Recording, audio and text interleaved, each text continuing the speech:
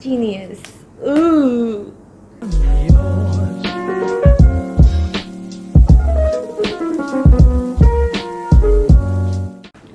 Hey guys, welcome back to Misters.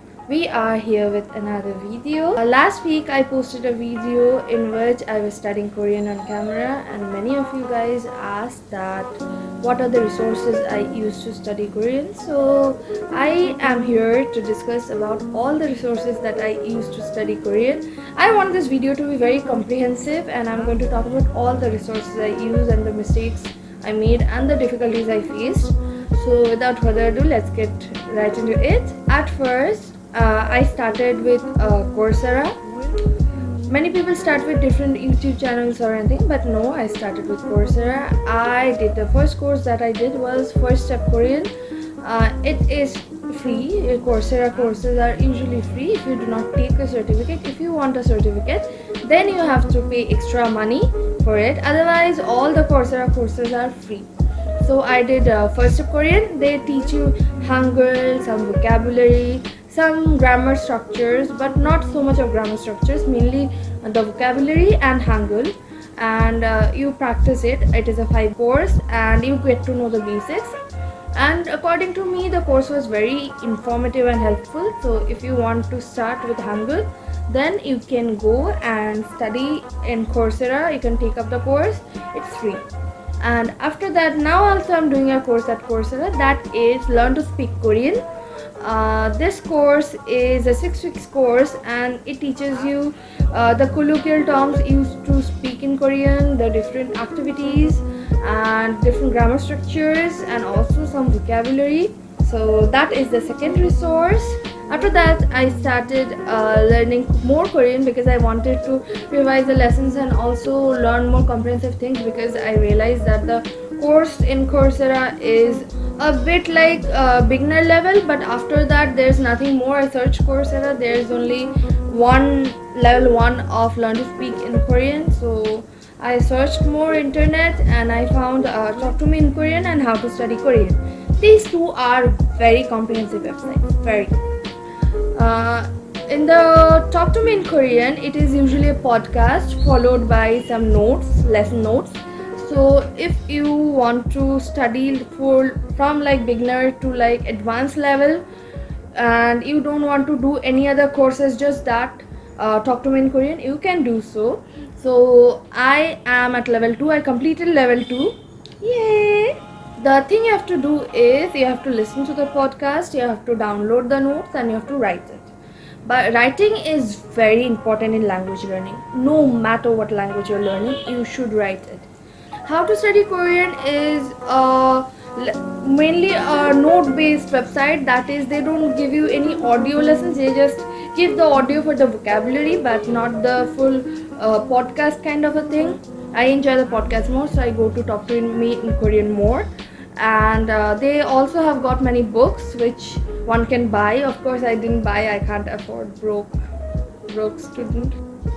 Anyway, so you have to write down the notes, and at the end of each level there are some review sessions where you can go and listen to some pure Korean dialogue, and you can review it whether you are understanding what the person is saying or not. So that will be a test kind of thing. But in Talk to Me in Korean, you have to pay for premium level if you want to get more dialogues or more exercises.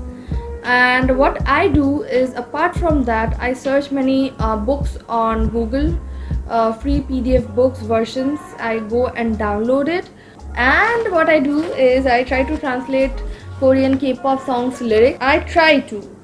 And to translate lyrics, I refer to Korean Onni, Hangugo Onni, her channel. She recently reached 1 million subscribers, and her channel is very good. She teaches really well. So if you want to refer to any YouTube channel, then you can go and refer to Korean Onni. And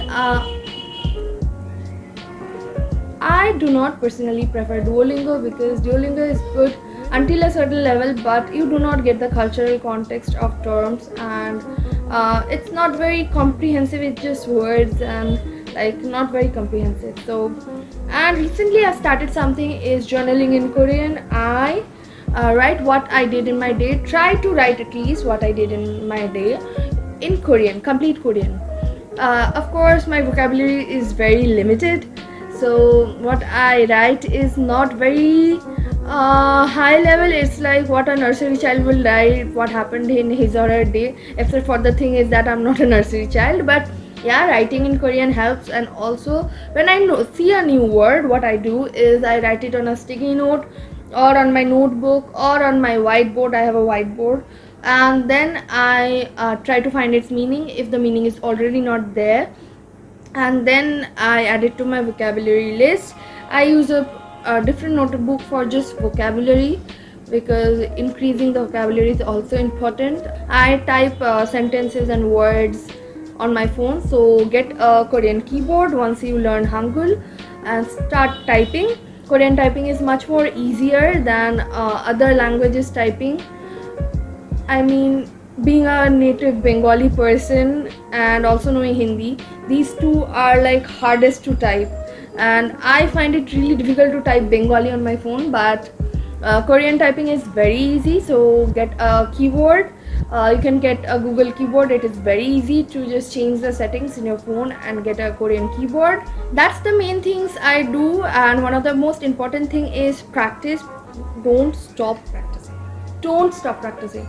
Some people are just like, they do 1 or 2 lessons and they're like, no, they don't have time. I sit with Korean each day for at least 1 to 2 hours and I study Korean. Even if I don't get time to study at night, I just sit with the flashcards and glance through it so that it is in my mind. At least I did something related to Korean, and if I don't get time, I just journal in Korean. So practice, practice and practice. These are the most important things that you should do. And also you have seen that I try to speak in Korean. I know that my Korean is not very comprehensive, like a very childish type of Korean.